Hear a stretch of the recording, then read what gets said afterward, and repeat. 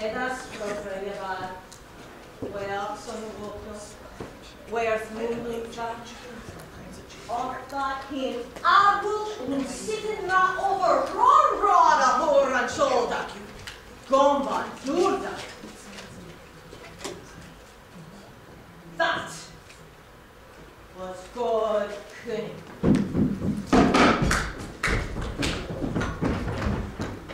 Much have we heard of the might of the Spear Danes, and of their folk rulers in former days, how famed princes practiced courage. Oft, Shul-Shaddam, from scores of enemies, from many tribes, took mead benches, frightened their earls. After first he was found with nothing.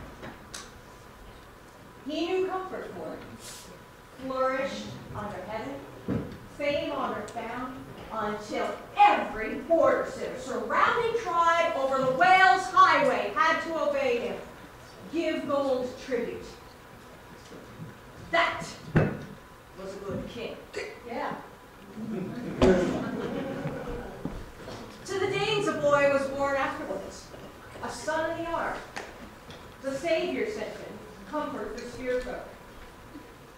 He saw the sorrow that they long suffered, Lord of the tribe. The Lord of life lent him word fame. Glory wielder gave word honor. Bayo was famous. First in Denmark. Shul's only son spread wide glory. So a young man should work goodness, give fine war gifts in his father's house, so that beloved companions later in age would stay willingly. When war might come, people would serve. Solely by praise deeds shall a man prosper among people tribes. Then mighty Shul made his journey at the fated time, left for the Lord's keeping. The bored companions bore him away to the water's current, as he had once ordered, when the friend of the Danes, dear land ruler, still wielded words. Many winters he ruled. A ship, ring-proud, stood at the bay, icy, out-eager, the Earl's sea steed. They laid down then their beloved lord in the ship's bosom, their bracelet giver, famous by the mast. Many treasures were brought from afar, fine and precious. I've not heard of a more splendid ship all equipped with battle weapons and war armor, swords and mail shirts. They set on his chest scores of treasures when they sent him far, the folk leader into the flood's houses. No fewer gifts, fine folk treasures did they furnish their lord than those long ago who sent him forth still but a child, alone on the sea. They set beside him a gold banner, bright over his head. They let the brine sea bear off their lord. They gave him to the sea. Sorrow in mind, more than the heart. Men do not know. Hall counselors, heroes under heaven, who received that freight, to say truly. Then, in bright city, Vale of the Schuldings, lord of the tribes, was loved truly, famed by the folk. His father went elsewhere, the earl from the land. Afterwards was born the High Halfdan. He held while he lived, old and sword-fierce, the splendid Schulding. In all, 4 children famed in the world were born in his life to the battle prince. Herogar and Hrothgar, and hauled them good. Ursa, I heard, was Amalus. Dear bedfellows to the battleship. Then to Hrothgar was given glory in battle, fame in the wars,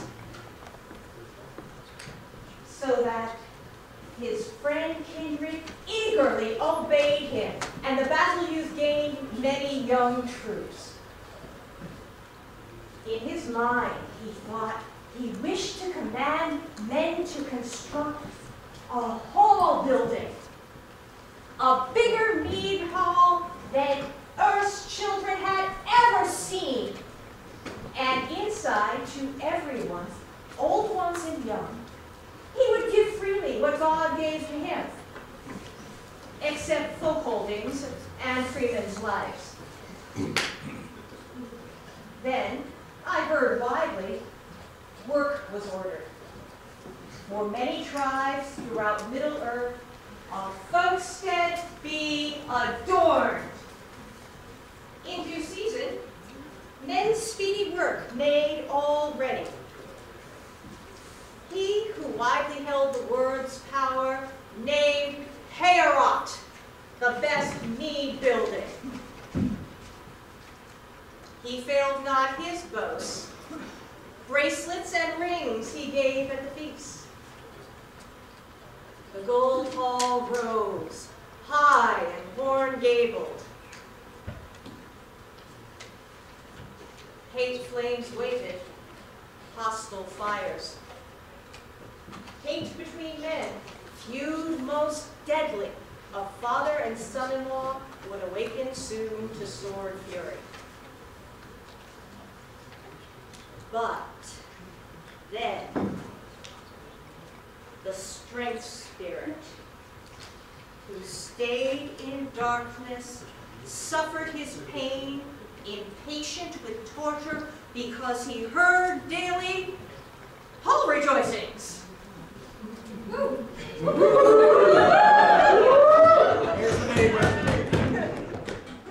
The harp's music.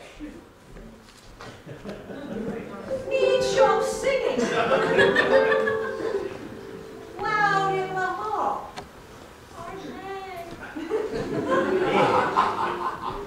He who could tell it sang from afar the first man-making. He said, the Almighty made all the earth, beauty-bright land bounded by water. The victor then set the sun and the moon, the bringers of light for land-goers. He then adorned, decked with leaf limbs, all earth sections.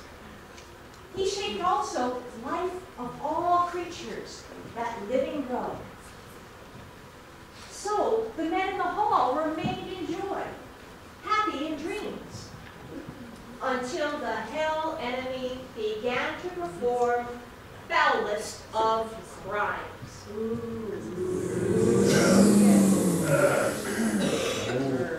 That grimmest guest was Grendel.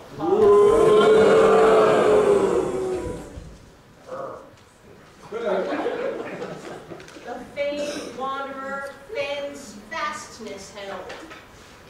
The unhappy man many years guarded the Moor stronghold, Monsterkin's land.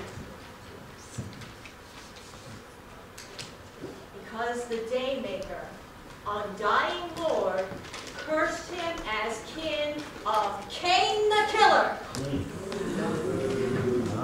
The Shaper avenged the slaying of Abel. From all mankind the measurer drove Cain. No few joy he found in far exile. Thence, evil breeds all descended. Ettins, and elves, the orcs, and the trolls. Also strong giants who strove against God until the world we